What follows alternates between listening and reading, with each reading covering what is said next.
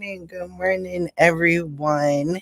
And thank you all so much for joining us for our 30th episode of A Girl Like Me Live. I am Sierra CC Colvin. I'm program manager here at the Well Project, and I'm so excited to have this conversation today.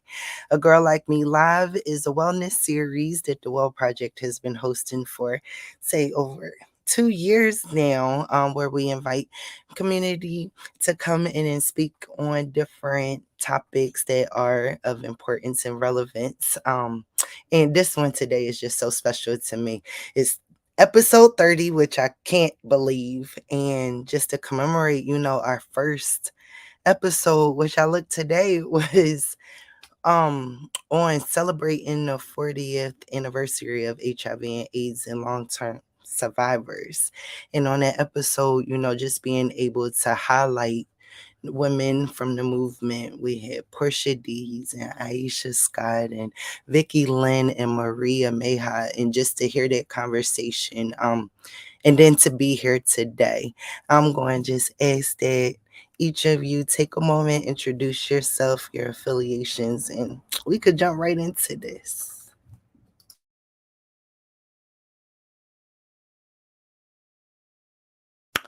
All right, Derinthia. Yeah, I guess I'll start. Derinthia, she, her pronouns. Um, Co-executive director and founder of Dandelions Movement. Dandelions.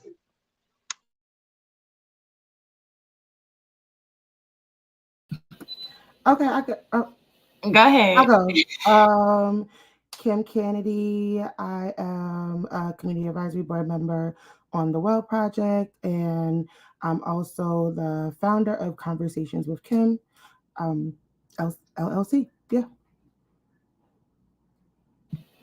Hey, y'all. Hey, Antoinette, she, her pronouns. I'm from Atlanta, Georgia. I am a co founder, co executive director of the Dandelions Movement, Dandelions Inc., and I also work at PWN as a national field organizer. Aw, thank y'all so much for being here today. So, what really just sparked this very special conversation is, I'll say personally, for me, it was those feelings that I felt seeing y'all on this stage at USCHA. For anyone that doesn't know, this US conference on HIV and AIDS that took place at the beginning of, what was that, September? And the theme here was a love letter to Black women, and we had the opportunity to. I got to hear some background of dandelions, to hear Mary Bowman's poem be played. It like touching. I cried. Then to see you all join this stage, it was powerful. To see women join you at the front of this stage was powerful. So from that moment to Kim's blog, that was an extremely powerful blog. I just wanted to get in and, talk to y'all. What is this lifetime survivors? What are dandelions? Anyone can jump in to talk. Absolutely. Dandelions is um, the movement, and lifetime survivors are individuals that was born with HIV or acquired HIV at childhood. Dandelions came from the poem Mary Bowen quoted a few years back, um, where she was talking about her mother and just being absent. And yeah, we're here. Dandelions came from the poem Mary Bowen. So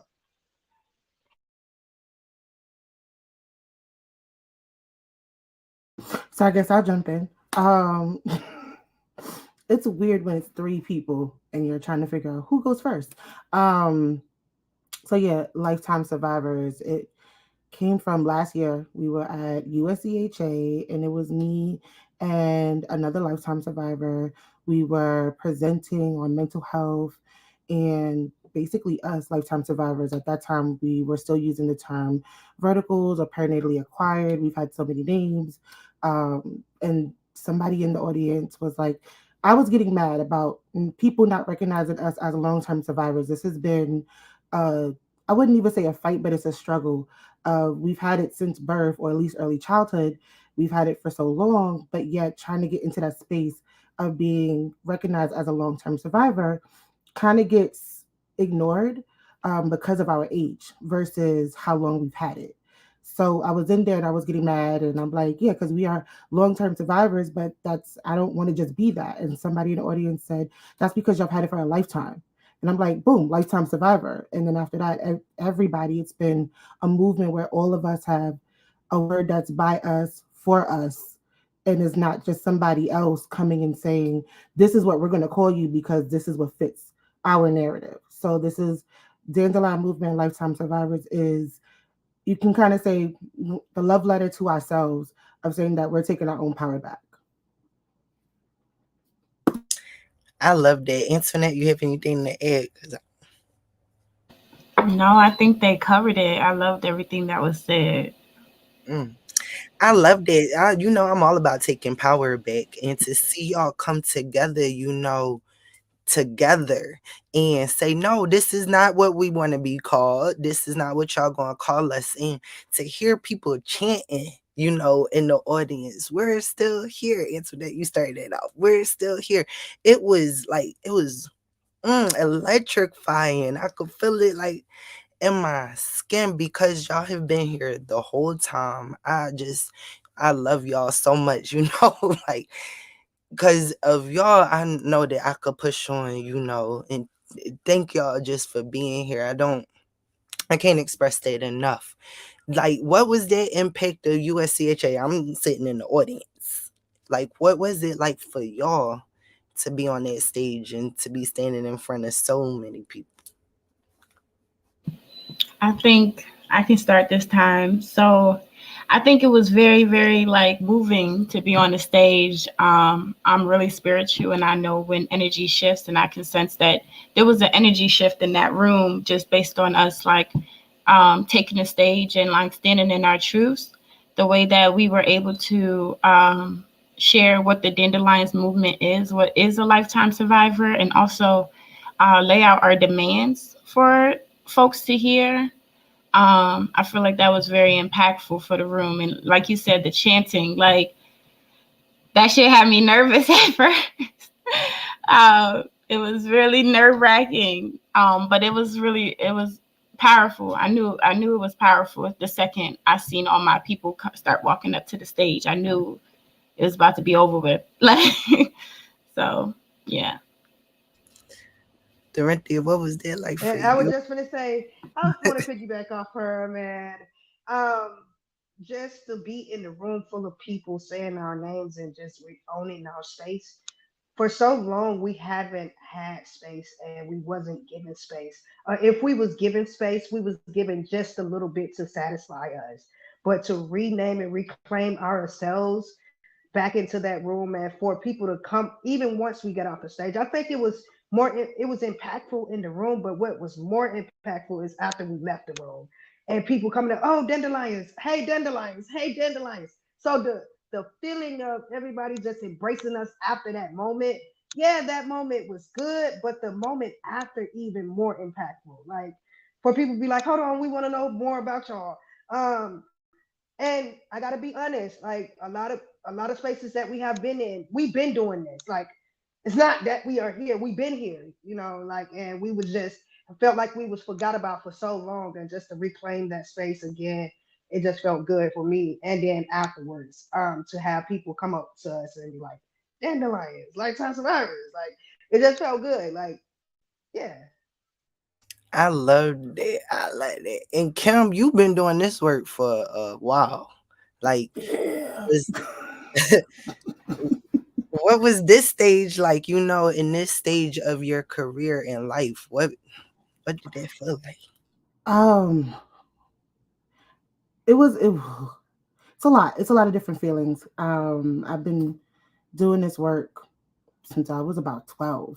So starting off with just telling my stories as somebody, as a non-progressor, or what they call elite controller, at doctors, at going to different doctor visits and different clinics and different institutions, and talking about me being a elite controller at a younger age, and then building up to learning about reproductive health, and then be AIDS activists, and helping develop different programs I see now throughout the state now and throughout the country, and the policy work. So like I've been doing this for over 20 years, and to be able to step on a stage at my big, and it's I wouldn't even say my big age, but for me, the body of work that I've done, and to stand on stage, not just even with the lifetime survivors, but also like later on, it's 10 different women, and we're all talking about who, like, this is who we are and our experience. And that moment right there, after leaving off from with them, I was crying. I was boohooing. The moment I said my grandmother and my mom's anniversary date, and I wasn't even planning to be up there with them. They just said, Kim, join us. And I'm like, okay, fine. That took me out because I was already mentally getting ready for our portion for the 10 women.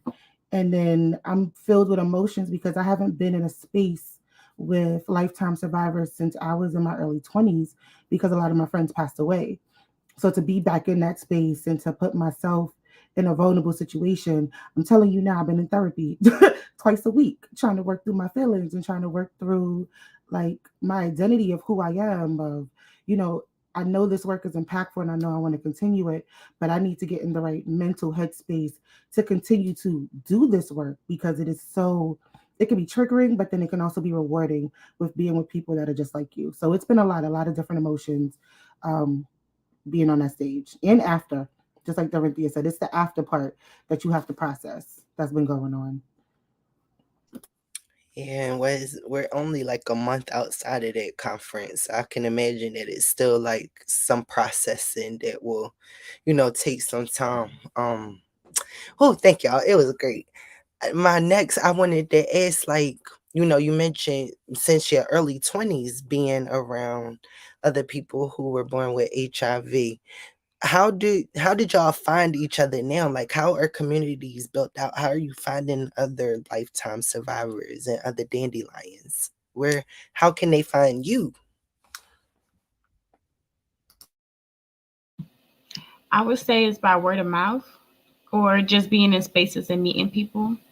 Like right now, we're trying to build a community network so that we all can stay connected on Mighty Networks.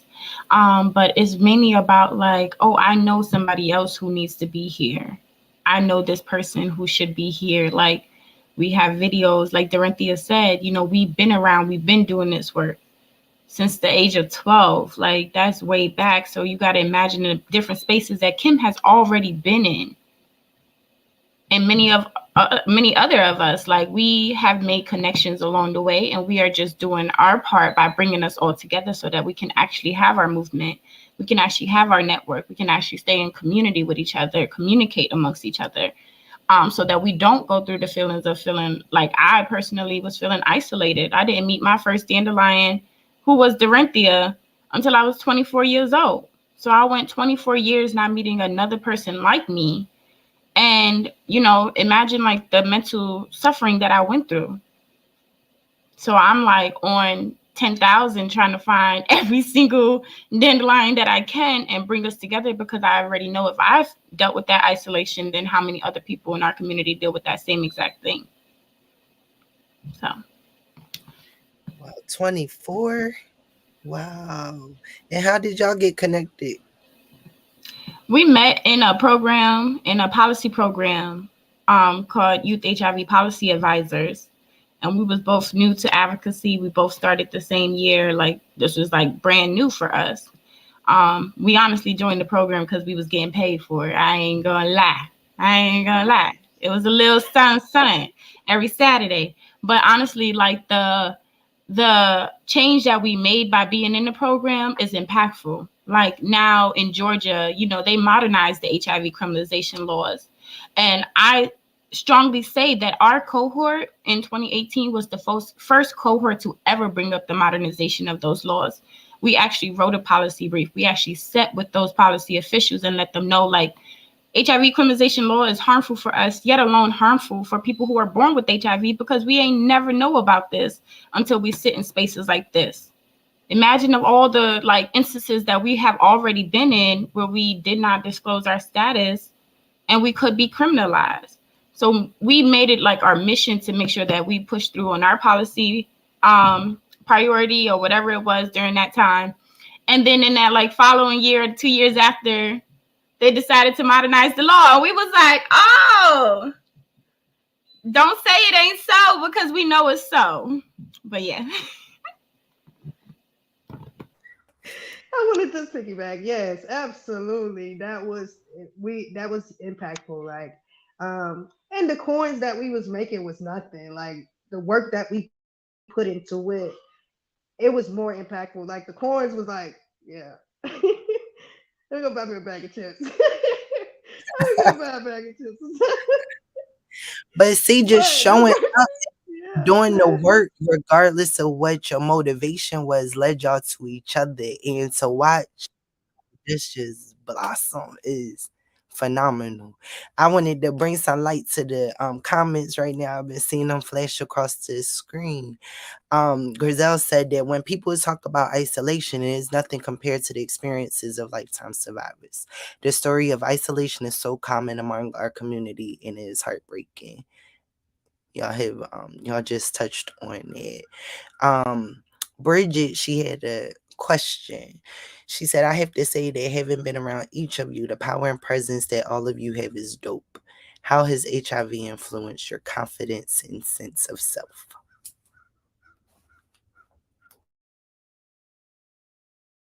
So I guess I'll jump in first. How has it influenced my confidence and my sense of self? I think I don't know anything else other than being positive. That's so it's a blessing and a curse, and I say the blessing because I'm here and I'm alive. The other part is the fact that the confidence is I refuse to walk around and not be me and try to fit into a bubble that I don't belong in. And I think that was something that I'll speak for myself. I don't know about anybody else, but just that feeling of different, that feeling of not belonging, that feeling of, invisibility. And I think that even with my big personality, I didn't even realize my personality was that big. I just knew I was big. I was like, you a big girl, you know, you're going to be cute. You're going to be extra. Okay. Your hair going to be extra and your outfit's going to be extra because you can't be ignored.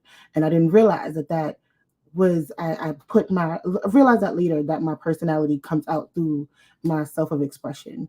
And I know that you can't tell me anything about myself that I'm not gonna tell you about. So I think for me, me being positive is just a sprinkle. That's just a topping of who I am. That doesn't make me be me. And I think that's one thing that a lot of people kind of forget is that yeah, we are positive, but that doesn't make up my life. I'm more worried about picking out high schools with my son right now and the gas going up because gas is going crazy. Like, so for me, that is what I'm worried about. The isolation that's going on right now with us in our community, where we're all in different states and different countries, and we don't want to talk about it out loud. We don't want to talk about the weakness that we don't want to seem weak. We don't want to seem like we need the help when honestly we need the help from our community. We need the help from not just us as people who are lifetime survivors, but for everybody else. And for a really long time, it felt like we were just unicorns drifted out into space and nobody cared about us. Everybody forgot about who we were to a point where we kind of forgot about like, do we still even exist? Is this even important? So I think the fact that for me having to step away and come back and reconfigure who I was to be back into this space to say, nah, I am important. I do matter. It's not just about how I show up, but it's about how I feel. And I think that's the part of being positive and being in this work and showing up is the important part is like I gotta be comfortable with myself. So it's really honestly, it's forget about what you think of me. I gotta think about who I am and what I could do for me. That's how I see it.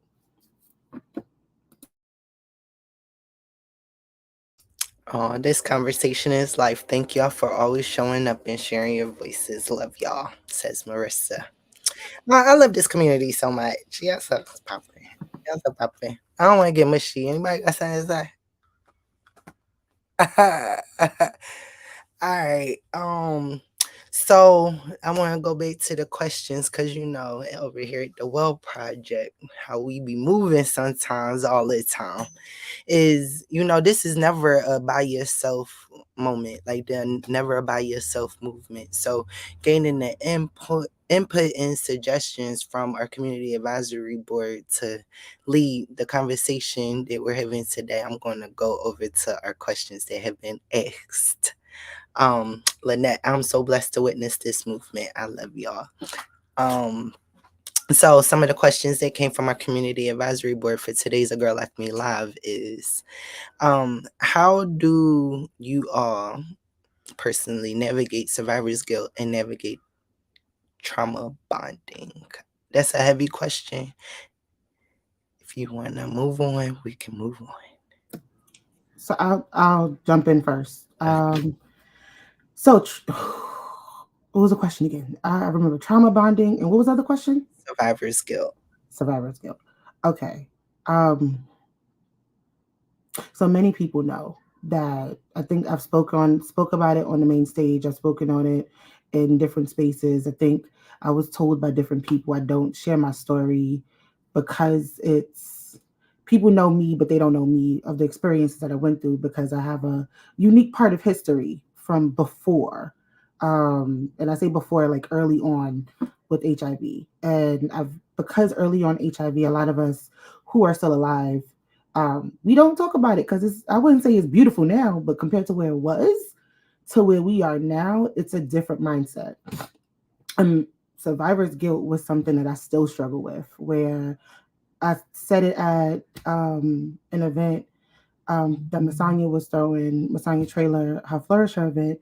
And I was like, I get reminded of my birthday of like all the people that I've lost because that's not only my anniversary, but I'm still here and they're not.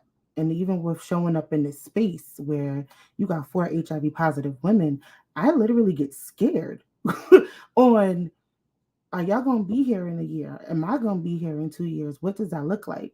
And that's a struggle that I still work through all the time of making friendships to the point where before maybe a couple years ago, I stopped making friendships with people who are positive because it hurt too much to know that they might not be here. Now people die every day, but it's just in this community, it was happening so much, so fast that it just felt like the moment that you caught your breath, somebody just knocked it out of you. And I was tired of not being able to catch my breath. So that guilt of still being here showed up in my presence, on how I interacted with people.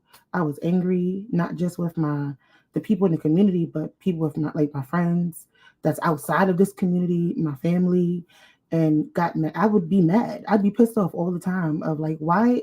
What's so special about me that I'm still here and I'm doing this work? And why am I doing this work? Why am I putting myself through that?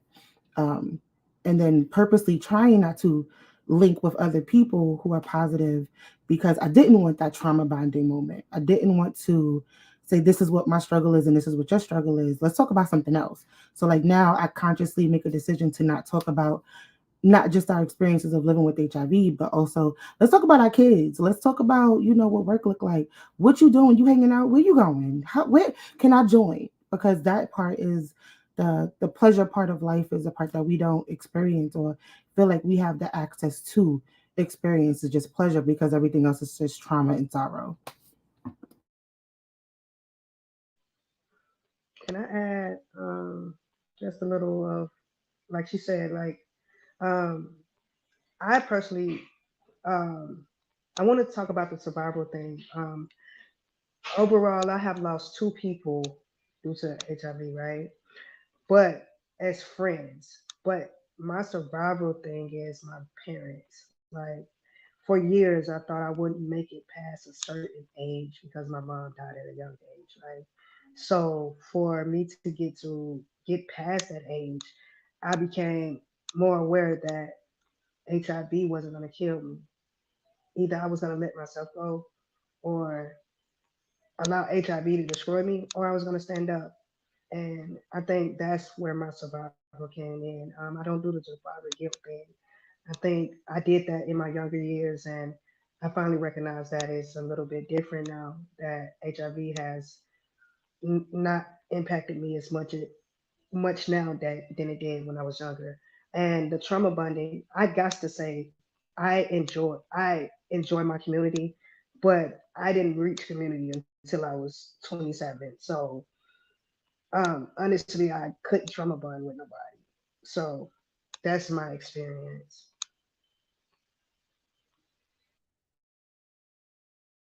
Besides Nettie, of course, like we was trauma bonding together. Like we was born positive, like but of course, but that was just a space in my life. Like, dang, I finally found one person of mine like that looks like me. Well, that looks like me, and also have experienced some of the things I haven't experienced. Because growing up in a certain environment, I was told not to talk about it, and I'm pretty sure most both of the women up here can talk about that too. So it wasn't something that was easy to talk about. So my life that was HIV wasn't the brunt of my problems. It was other things like Kim said, and I became bigger than that. Yep. Man, y'all got me in tears because and how I describe my group of friends who were born with HIV. I talk about y'all in the conversations when I go out in the world. I'm like, yo, I am the same age, around the same age as people who were born with this at the beginning of this epidemic. Like, are you paying attention? Like, they're still here. We are still, and how are different those social determinants of health, how a lot of us come from the same type of backgrounds. We share a lot of things in common, and how, you been navigating it from the beginning. You're like, I couldn't imagine going through what I went through in childhood, coupled with an HIV diagnosis. And the strength, oh man, it's crazy. So then in the community, when we see somebody going through and we lose one, it's like, oh my God, seeing that Hadia has been, oh, that is hurtful. Hadia Broadbent. And then the loss of Tiffany Marrero, Marnina Miller did such a great job for the memorial at USCHA, and to see how people came out for her. But that isn't always what happens. It isn't always. And to not honor the people who have been here through the beginning, who have tested out a lot of treatment, who have taught us so much of what we know today, like, that breaks my heart that that is not always the case. Um, and so now I'm not sure if you wanted to add anything to that last question before I go on. I can like relate very closely to what Kim and Derinthia said.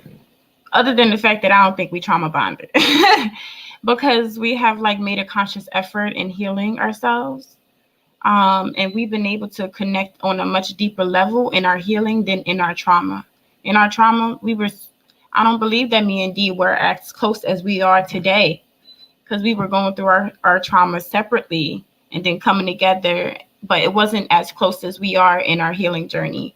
And the only trauma that me and Kim have is our addiction to coffee in the morning and only eating that. Like, that's not healthy, but we still gonna do it every day and call each other at the crack of dawn, like, you got your coffee, girl?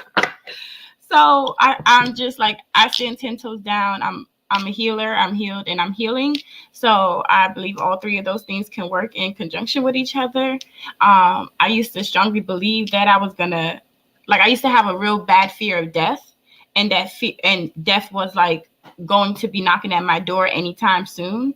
And I had to get over that fear and had to like just move into a space of healing. So I released a lot of that. Now I have a really weird connection to death and the cycle of life. I don't know what it is, but I am like comfortable with it. I have no fears around death. And I also like help. I'd be telling myself I need to be a death doula because of how comfortable I am with death in myself, and like also walking other people through navigating what death and the cycle of life is. So that's just how I am. Now I gotta Google death Doula. I never. Hmm. Oh, it's a good job. I was It's a real looking at thing. that myself. I was like, "Ooh, help you helping somebody with their transition as they're transitioning to pass on, and you're helping them with that process because most people run away from it. That's so sad that a lot of I guess it's a beautiful thing, like Antoinette said, like your trauma you heal through your trauma, so now you want to help somebody else heal through their process. So because not everybody kind of runs away from death, and to help that with the family, and to also help the person passing on get comfortable, it's like a social worker as you're passing on for the most part. There's at least a doula for everything. There's a doula for death. There's an abortion doula, a birthing doula, all types of doulas. I love it.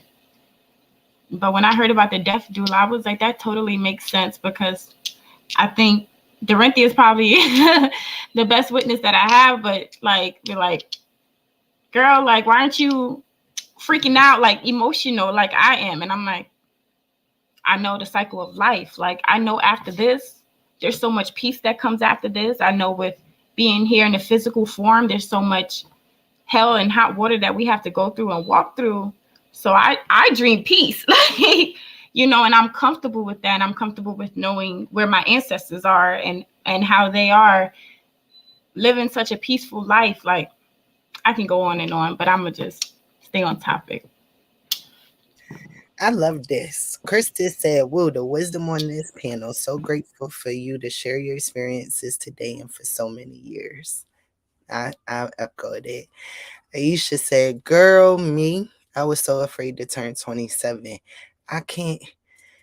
That's crazy. Cause when I got diagnosed and I looked, I thought I was going like I had till 40, and I'm only 5 years off of that. But imagine at 27, like as the age, like."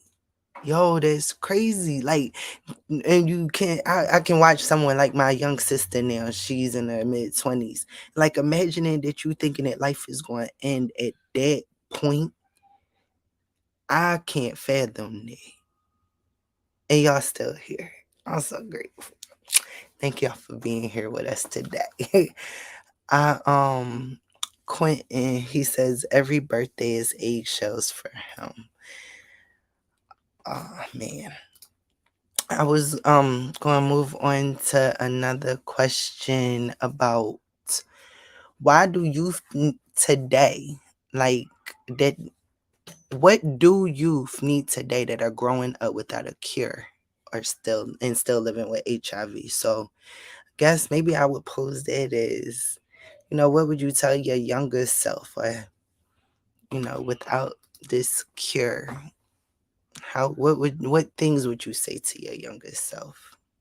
That 27-year-old, that 15-year-old.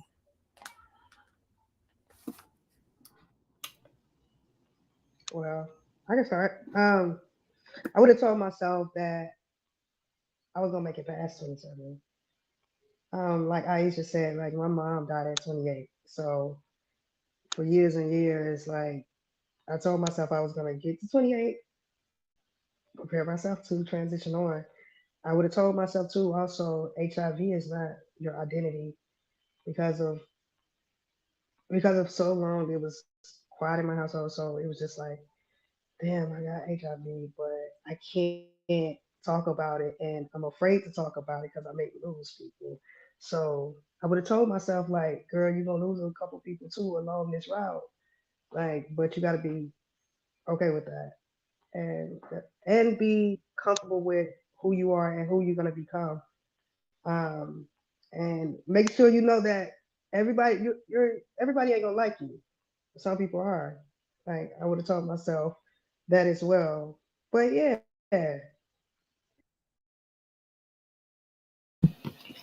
I think I would have told myself that you are the cure rather than awaiting or anticipating any scientific person, doctor, anything, researcher to try and cure our community and me. I would have said you are the cure. We all are. And let that be it. I guess if I had to tell my 15-year-old self something, it would say you're worthy of being loved. I think for at that age, I thought that nobody was going to be with me, nobody was going to love me. I didn't even know if I was going to be alive long enough to see love, and be in love and understand what that means, and understand like to have a child at that age, thinking about children.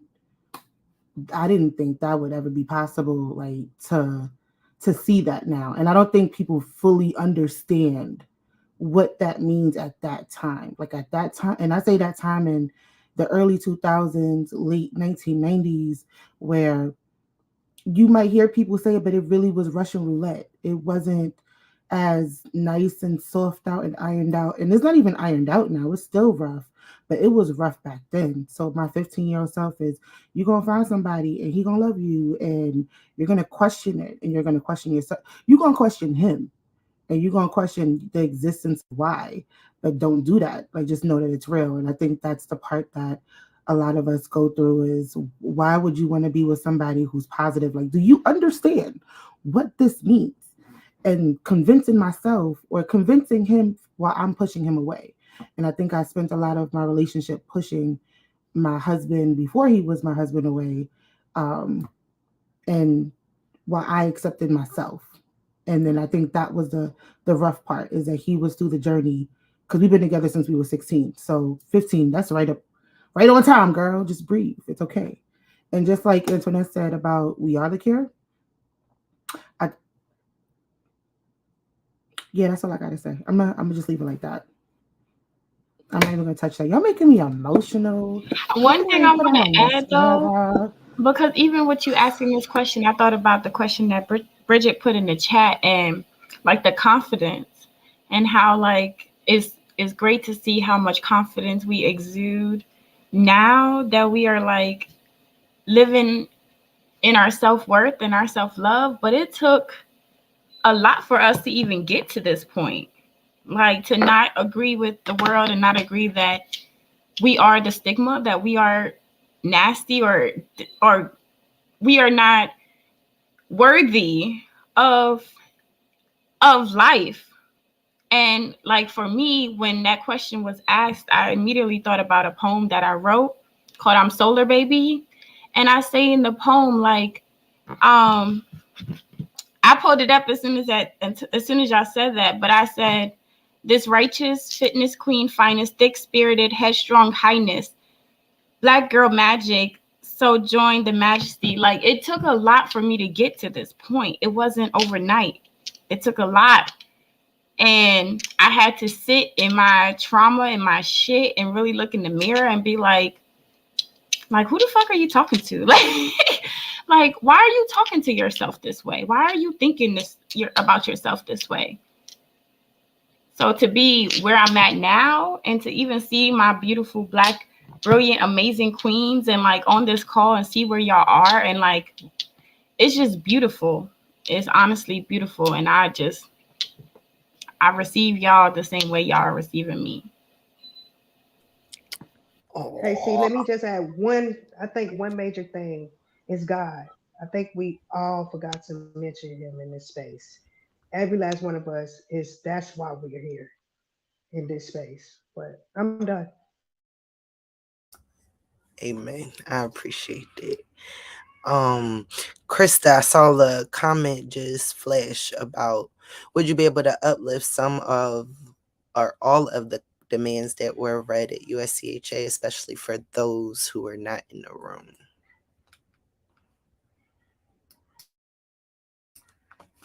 All right, we can. You want to take a moment to get to those, and then I can we'll move on to the next question, and that's cool. So, oh, this was a good question. What inspired Kim's most recent blog post? What was the name of it? It was like, I'm a lifetime survivor. Put some respect on my name. Yeah. Is that Yeah. It was different things that inspired the blog post. It was, so one, USCHA. It was an experience. Besides the fact that I felt like everybody got sick, in different ways, whether it was COVID. I got RSV. I felt like an elderly toddler. Like, who gets that? That's a baby little thing. was, I was mad. But also, again, the self reflection of leaving out. Um, one, wanting to see Haidia's name lifted up more. Um, Going to Tiffany's memorial service, which I barely got through. I got through the door and out the door, and that was an experience for me. And then leaving out and meeting different people, and on my way home thinking about, again, like I said earlier, how do I want to show up in these spaces moving forward? What is it that I need to go back to? I need to go back to what I remember that I said I wanted to do. Like, what were my goals? And I was just thinking about, who am I? I've done this work for so long. What does identity look like? And then I started thinking about Lifetime Survivor, that name. We all said that name on the stage, and the power that came out of it, and then having to share our experiences over and over and over. And I wanted to make sure that the people that have been living with this for so long actually got a spot to see, like, this is who we are. This is what a lot of people have been talking about when it says that we got other people controlling the narrative of who we are. We are not doing that for ourselves. So that's where a lot of it came from. It came from just uplifting those who wasn't there, those who are still doing the work. And I'm shouting people out because, like, you got Raven Lopez. She was right there with Haidia doing the work. And, just to uplift her, the people that have passed on, that Mary Bowman, like, who inspired these two, that wasn't even their original name, was the Dandelion Movement. But then hearing that poem influenced them to do that. And that's just like Antoinette said, the ancestors speaking to them, because she's an ancestor now, whispering in their ear, telling them, like, this is the way to go. So I think a lot of us is going off of passion, going off of things that we've experienced, and saying, like, nah, you are going to see us, you are going to hear us, you are going to, like they're about to do, hear our demands, because I'm tired of living a life where I have to try to fit in somebody else's box that I don't belong into. I'm it's you fighting to go into a party that you ain't invited to, and people looking at you like you're crazy, and then you like, but I belong here, and they're like, yeah, no, you don't. So this is what put some respect on my name as well too. I love it. I love everything about all of what y'all got going on. This is amazing and it's so beautiful to watch, watch you demand to be treated and spoken to a certain type of way, and then to watch. I saw a post go out on Facebook the other day that was like, how are my dandelions? Like, the fact that other people are like catching on. And I was in a new space. And I was like, no, they changed their name at the U.S. Conference on HIV and AIDS. They're lifetime survivors now. And it was like, oh, oh. So, whatever part that I can do just as a sister in the movement to, help uplift this movement, I got y'all. The We did have the demands, and I don't know who wants to take a stab at it. I can read it. And I can't remember if it was Alyssa or Derinthia who read the part as far as like, don't call us verticals anymore. Like, yes, don't call us verticals. But Shanisha read our demands. And she read it with so much eloquency and like just fierce and force behind it that it just shifted the room for me. So I know I can't read it the same way as her, but I hope it has the same lasting impact for folks in the community. So our demands: we demand safety, we demand respect, and we demand love. And life, inclusion. Making us invisible or an afterthought is violence. We demand to be reflected in research, policy, programming, and decision making tables. To the funders in the room, we demand funding dedicated to initiatives designed and driven by our population directly. Don't be giving the funds to people who, after the speech, will want to jump on the bandwagon but without letting us lead. And if folks are confused about that last sentence, that means stop funding other orgs to do the work and hire us. Why aren't you just funding us, Dandelions Inc., which is a 501? Like, fund us as a nonprofit. Stop funding other people to hire us. It's been too much harm that has happened by you funding somebody else and then hiring us, and then they're not paying us equitably or what we deserve to be paid. When me and Dee say we was making scraps, we was making scraps to show up into these spaces. So yeah, fund the movement so we can hire our own people. That's a vision of ours. We want to be a multi-organization, and we want to be able to hire and pay our people equitably so that they can live above livable wage, not meeting livable wage, but so that they can live above it, not having to make a decision of what they're going to feed their children, put food in the fridge, pay their rent, pay their bills, anything like that. No, people need to be living comfortably. We need to be taking care of our community. And since we've been here since the beginning, yeah, we should be the first to receive the services. I'm complete. Amen. That's it. Mic drop. Oh, that is powerful. Yeah, you gonna do me like this because I said do me like this and stop calling me this that I ain't. Who agreed on this? I wasn't there when they came up with any of these terms, but I heard a story of, that this was the community had decided on a term such as the verticals. And You already remember what I said when I was in that room, and I said, "Excuse, excuse me, hi, Kim Kennedy. This term is done. Thank you." They said, "Well, y'all people did it." I said, "They ain't my people. I don't know who those people were, but No, vertical is dumb." In it's a the room same full of people people who were that speaking for us and making decisions for our bodies. Don't say y'all people did it when we were unable to even make choices. Like, that stop part. playing. This term, vertical perinatal, they've been around since the Yeah, it was already get around. go. Come on now. We they make sure we don't have power and Yeah, no white power people in to Took be white that. coats able to made make that a term. decision. I'm like, that's not us. We ain't do that. I'm like, and I'm pretty sure nobody want to be referred to as a geometrical line figure and say that is who we are. I'm like, I know I don't even like math. So why would I do that? Like that don't make any sense. Why would we want that? But anyway, I'll stop. And when we were using the term perinatal, I felt personally that perinatal was too stigmatizing for us to use.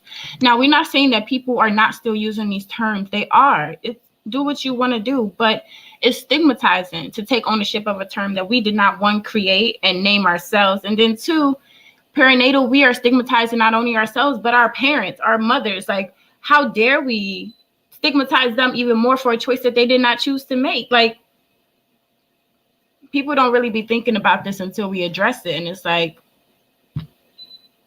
And even then it's apologetic and then they stop.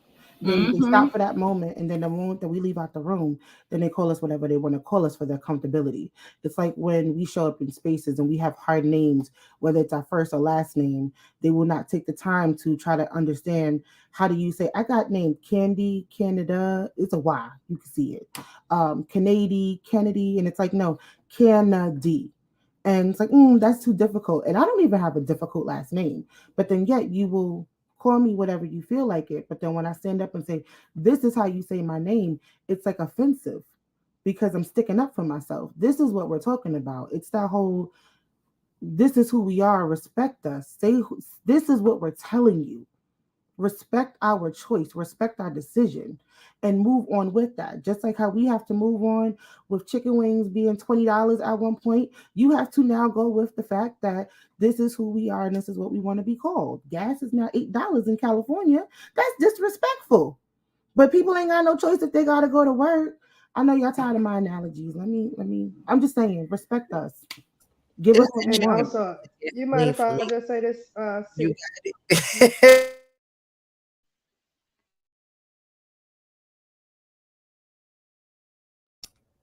Am I breaking up? No, come in. Okay, so listen.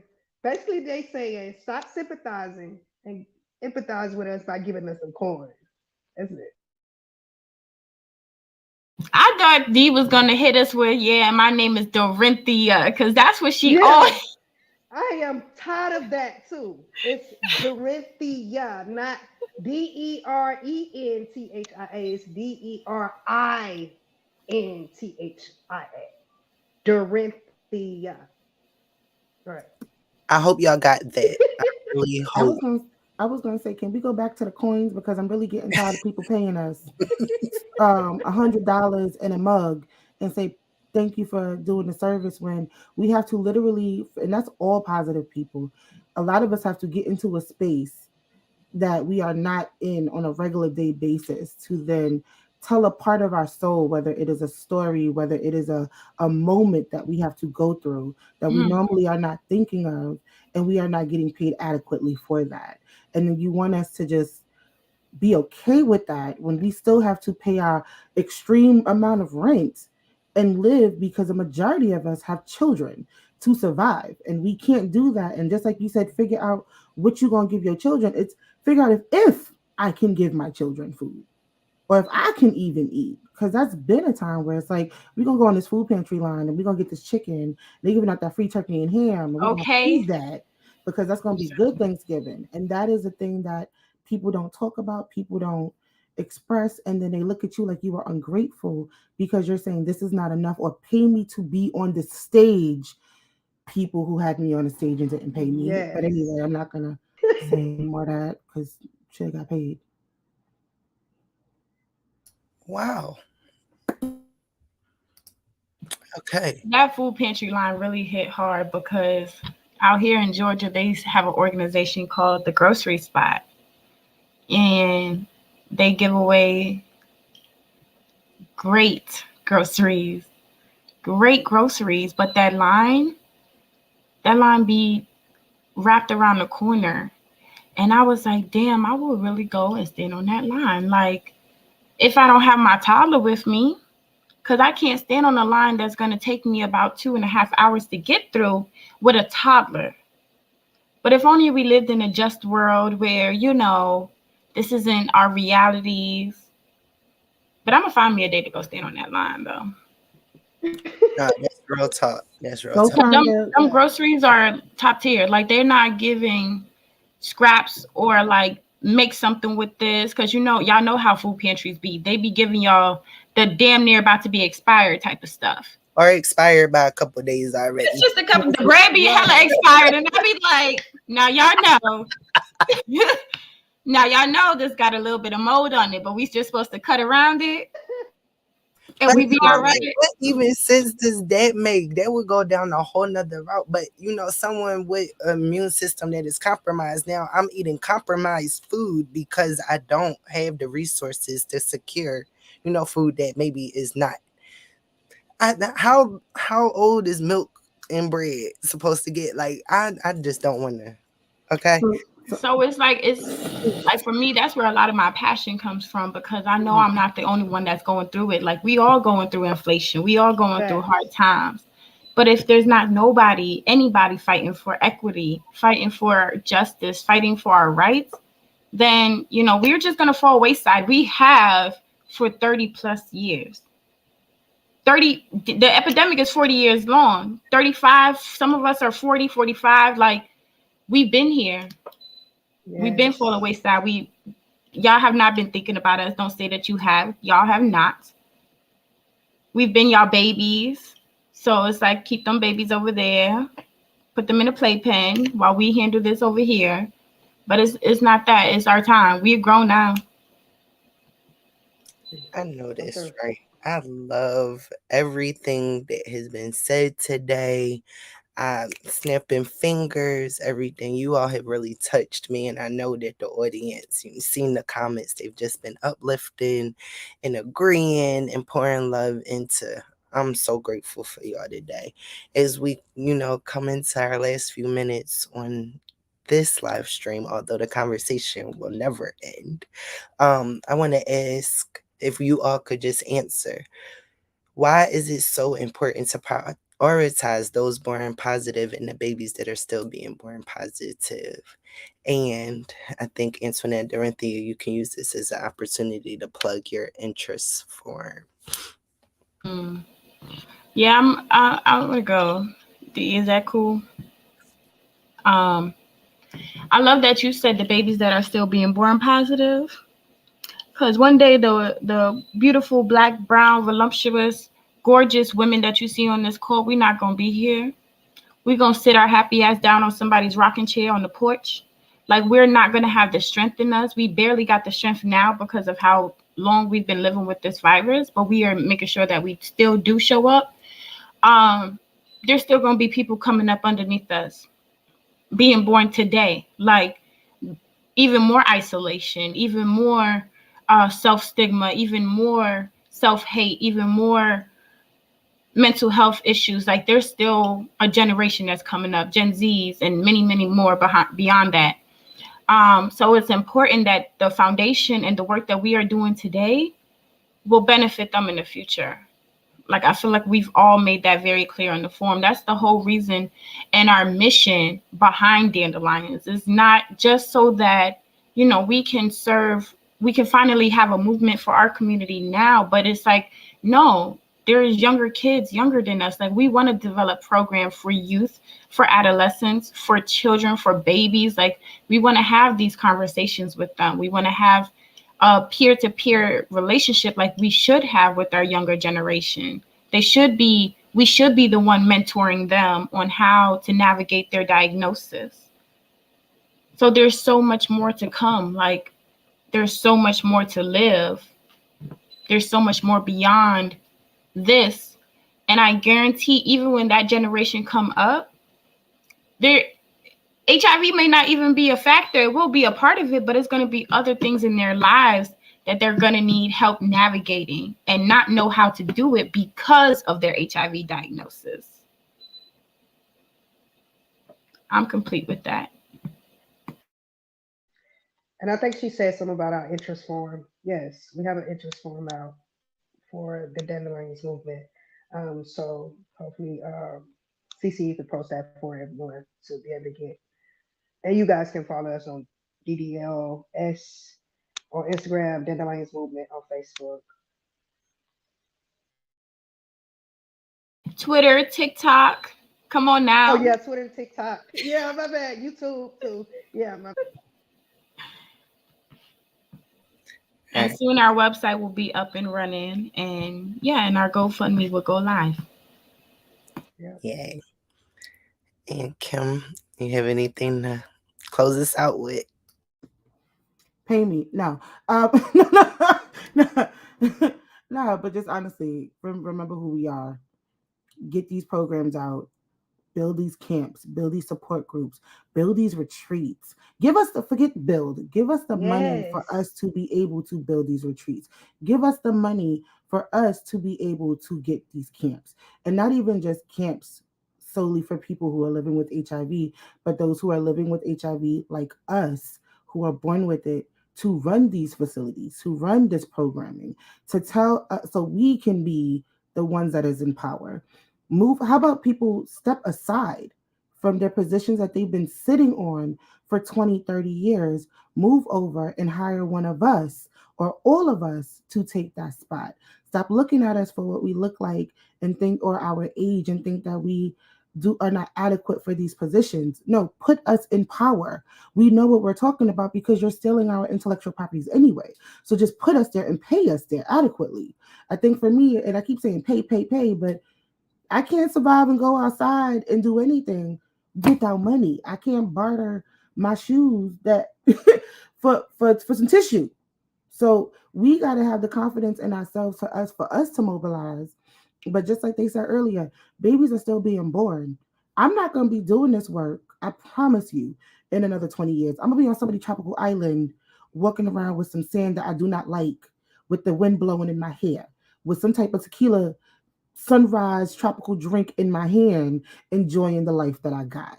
So this is why it's important for y'all to pour into us now, while we can then train the next people up and coming, so that way it can still keep going. Because from the looks of it, it does not look like HIV is ending. And we got this whole agenda of ending the epidemic, and it's not ending right now. Not when a baby was just born a month ago, from what I know, in Atlanta. And what are we doing about it? Nothing. And it's 42 years in this epidemic, and nothing is changing. Pay us and hire us so we can do this work. We available. We telling you we available. Give us the money. Thank Facts. you. Yes, absolutely. They said pay them. Okay, so thank you all for joining our 30th episode of A Girl Like Me Live today. This has been wonderful, phenomenal, great, I don't know, spectacular. Another word for all of those things. This has been a joy. I love y'all so much and thank you again for joining us. So you all just keep an eye out for our on our Facebook, the Well Project's Facebook page on when our next episode of A Girl Like Me Live will be in that topic. But thank you again, and that is going to be the end for us today.